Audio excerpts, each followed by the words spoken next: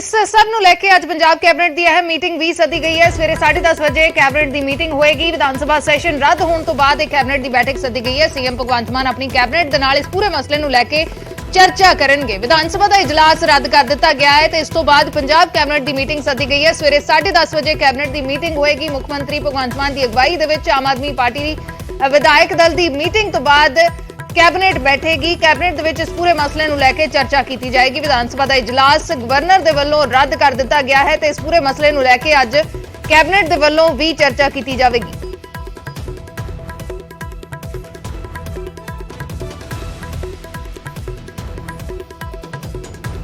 Governor ਦੇ ਵੱਲੋਂ ਇਜਲਾਸ ਰੱਦ ਕਰ ਦਿੱਤਾ ਗਿਆ ਹੈ। ਸਭ ਨੂੰ ਲੈ ਕੇ ਆਮ ਆਦਮੀ ਪਾਰਟੀ ਸਵਾਲ ਚੁੱਕ ਰਹੀ ਹੈ, ਪਰ ਵਿਰੋਧੀ ਰਾਜਪਾਲ ਦੇ ਇਸ ਫੈਸਲੇ ਦਾ ਸਵਾਗਤ ਕਰ ਰਹੇ ਨੇ।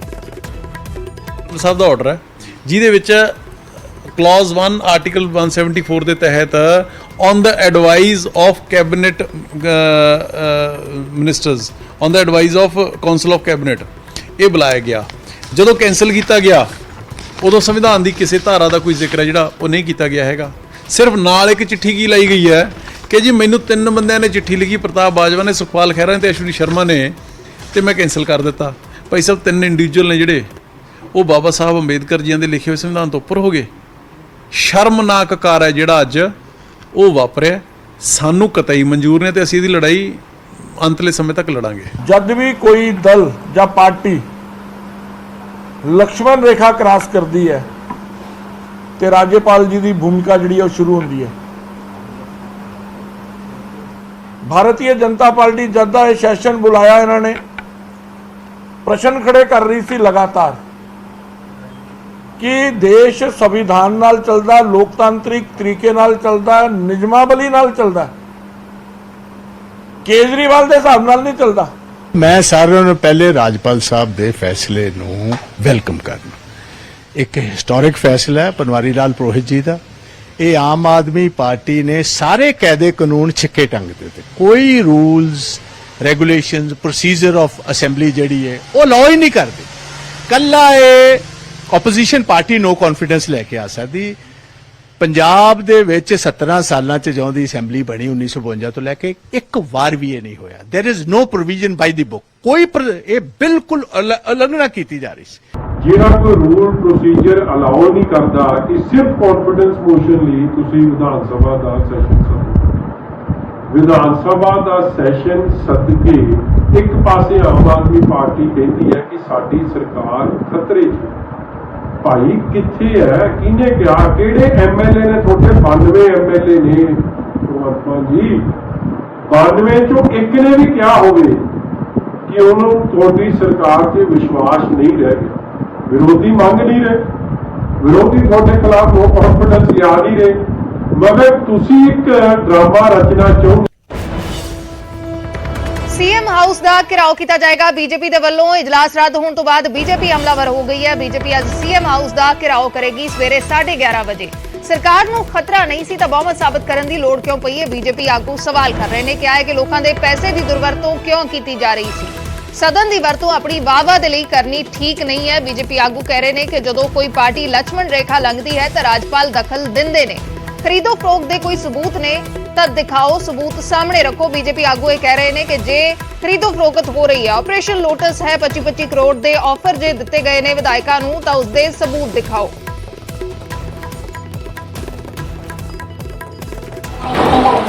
जब भी कोई दल या पार्टी लक्ष्मण रेखा क्रॉस करती है तो राज्यपाल जी की भूमिका जी शुरू होती है। भारतीय जनता पार्टी जब का यह सैशन बुलाया इन्होंने प्रश्न खड़े कर रही थी लगातार कि देश संविधान नाल चलदा, लोकतांत्रिक तरीके नाल चलदा, निजमावली नाल चलदा, केजरीवाल दे हिसाब नाल नहीं चलदा। कि केजरीवाल जो बोले वो संविधान है, केजरीवाल जो बोले वो लोकतंत्र है, केजरीवाल जो बोले वो निजम है। ये देश किसी एक व्यक्ति के नाम के उत्ते नहीं चल सकता। बीजेपी कल मान सीएम के हाउस की ओर मार्च करेगी और नशा, बेरोजगारी, भ्रष्टाचार, कानून व्यवस्था, महिलाओं से किए वादे, किसानों से किए वादे, और जनता के मुद्दों पे इनको आना होगा। जनता से किए हुए वादों से इनको भागने नहीं देंगे, इस प्रकार की नौटंकी करने से, ड्रामा करने से। इजलास रद्द क्यों होया? सिर्फ कॉन्फिडेंस मोशन ਦੇ ਲਈ ਸੈਸ਼ਨ ਨਹੀਂ ਬੁਲਾਇਆ ਜਾ ਸਕਦਾ। ਇਸ ਦਾ ਹਵਾਲਾ ਦਿੱਤਾ ਗਿਆ ਰਾਜਪਾਲ ਦੇ ਵੱਲੋਂ ਜੋ ਵਿਦਡਰਾ ਕੀਤੀ ਗਈ ਹੈ ਪਰਮਿਸ਼ਨ, ਉਸ ਦੇ ਵਿੱਚ ਇਹ ਹਵਾਲਾ ਦਿੱਤਾ ਗਿਆ ਕਿ ਸਿਰਫ ਕੌਨਫੀਡੈਂਸ ਮੋਸ਼ਨ ਦੇ ਲਈ ਸੈਸ਼ਨ ਨਹੀਂ ਸੱਦਿਆ ਜਾ ਸਕਦਾ। ਵਿਧਾਨ ਸਭਾ ਦੀ ਨਿਯਮਾਵਲੀ ਦੇ ਵਿੱਚ ਕੋਈ ਪ੍ਰੋਵੀਜ਼ਨ ਇਸ ਦੇ ਲਈ ਨਹੀਂ ਹੈ। ਵਿਧਾਨ ਸਭਾ ਦੇ ਜੋ ਰੂਲਸ ਐਂਡ ਰੈਗੂਲੇਸ਼ਨਸ ਨੇ ਉਸ ਦੇ ਵਿੱਚ ਇਸ ਦੇ ਲਈ ਕੋਈ ਪ੍ਰੋਵੀਜ਼ਨ ਨਹੀਂ ਹੈ। ਕਾਨੂੰਨੀ ਸਲਾਹ ਤੋਂ ਬਾਅਦ ਇਜਲਾਸ ਰੱਦ ਹੋਇਆ ਹੈ। ਰਾਜਪਾਲ ਨੇ ਇਸ ਪੂਰੇ ਮਸਲੇ ਨੂੰ ਲੈ ਕੇ ਕਾਨੂੰਨੀ ਸਲਾਹ ਲਈ ਸੀ, ਲੀਗਲ ਓਪੀਨੀਅਨ ਲਿਆ ਸੀ, ਜਿਸ ਤੋਂ ਬਾਅਦ ਇਹ इजलास रद्द किया गया। विरोधी धिरां ने इसकी मंग रखी सी, विरोधी धिरां ने इसका हवाला दिता सी, राजपाल नूं चिट्ठी लिखी सी कि इस तरीके का सैशन नहीं सद्या जा सकता। कॉन्फिडेंस मोशन नूं लैके कोई भी रूल्स नहीं ने विधान सभा दे, पंजाब विधान सभा दे विच अजिहा कोई प्रोविजन नहीं है रूल्स दे विच, जिस तो बाद इजलास रद्द किया गया है।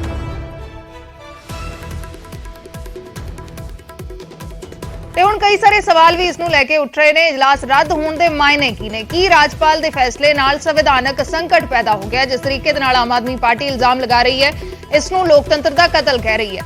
ਕੀ ਪੰਜਾਬ ਦੇ ਵਿੱਚ ਸਰਕਾਰ ਬਨਾਮ ਰਾਜਪਾਲ ਦੀ ਸਥਿਤੀ ਇਸ ਦੇ ਨਾਲ ਬਣੇਗੀ? ਕੀ ਸਰਕਾਰ ਤੇ ਰਾਜਪਾਲ ਦੇ ਅਧਿਕਾਰਾਂ ਦੇ ਵਿਚਾਲੇ ਟਕਰਾਅ ਵਧੇਗਾ ਇਸ ਫੈਸਲੇ ਤੋਂ ਬਾਅਦ? ਇਹ ਵੀ ਵੱਡਾ ਸਵਾਲ ਹੈ। ਰਾਜਪਾਲ ਦੇ ਫੈਸਲੇ ਨਾਲ ਕੀ ਕਾਨੂੰਨੀ ਉਲਝਣਾਂ ਹੋਰ ਵਧਣਗੀਆਂ? ਪਹਿਲਾਂ ਇਜਲਾਸ ਲਈ ਮਨਜ਼ੂਰੀ ਦੇਣੀ ਤੇ ਫਿਰ ਵਾਪਸ ਲੈਣ ਦੇ ਕੀ ਮਾਇਨੇ ਨੇ? ਪਹਿਲਾਂ ਮਨਜ਼ੂਰੀ ਦੇ ਦਿੱਤੀ ਗਈ ਸੀ ਰਾਜਪਾਲ ਦੇ ਵੱਲੋਂ, ਲੇਕਿਨ ਉਸ ਤੋਂ ਬਾਅਦ ਇਸ ਪੂਰੇ ਮਸਲੇ ਨੂੰ ਲੈ ਕੇ ਲੀਗਲ ਓਪੀਨੀਅਨ ਲਿਆ ਗਿਆ ਤੇ ਫਿਰ ਇਸ ਵਿਧਾਨ ਸਭਾ ਇਜਲਾਸ ਨੂੰ ਰੱਦ ਕਰ ਦਿੱਤਾ ਗਿਆ। ਇਸ ਦੇ ਮਾਇਨੇ ਕੀ ਹੋਣਗੇ ਕਿ ਪਹਿਲਾਂ ਪਰਮਿਸ਼ਨ ਦੇ ਦਿੱਤੀ ਗਈ ਤੇ ਫਿਰ ਵਾਪਸ ਲੈ ਲਈ ਗਈ? ਕੀ ਇਜਲਾਸ ਸੱਦਣ ਤੋਂ ਪਹਿਲਾਂ ਸਰਕਾਰ ਨੇ ਕਾਨੂੰਨੀ ਪੱਖ ਨਹੀਂ ਵਿਚਾਰਿਆ ਸੀ? ਲੀਗਲ ਓਪੀਨੀਅਨ ਰਾਜਪਾਲ ਨੇ ਲਿਆ ਹੈ, ਜਿਸ ਤੋਂ ਬਾਅਦ ਇਜਲਾਸ ਰੱਦ ਕਰ ਦਿੱਤਾ ਗਿਆ, ਲੇਕਿਨ ਇਸ ਤਰੀਕੇ ਦਾ ਇਜਲਾਸ ਸੱਦਣ ਤੋਂ ਪਹਿਲਾਂ ਕੀ ਸਰਕਾਰ ਨੇ ਕਾਨੂੰਨੀ ਪੱਖ ਨਹੀਂ ਵਿਚਾਰਿਆ ਸੀ? ਵਿਰੋਧੀਆਂ ਨੂੰ ਇਸ ਕੌਨਫੀਡੈਂਸ ਮੋਸ਼ਨ ਤੇ ਇਤਰਾਜ਼ ਕਿਉਂ ਸੀ? ਇਹ ਵੀ ਸਵਾਲ ਹੈ। ਕਿ ਆਮ ਆਦਮੀ ਪਾਰਟੀ ਦਾ ਅਗਲਾ ਮੂਵ ਕੀ ਹੋਵੇਗਾ? ਕੌਨਫੀਡੈਂਸ ਮੋਸ਼ਨ ਦੀ ਆਖਰ ਲੋੜ ਹੀ ਕਿਉਂ ਪਈ ਸੀ? ਇਹ ਸਾਰੇ ਸਵਾਲ ਨੇ।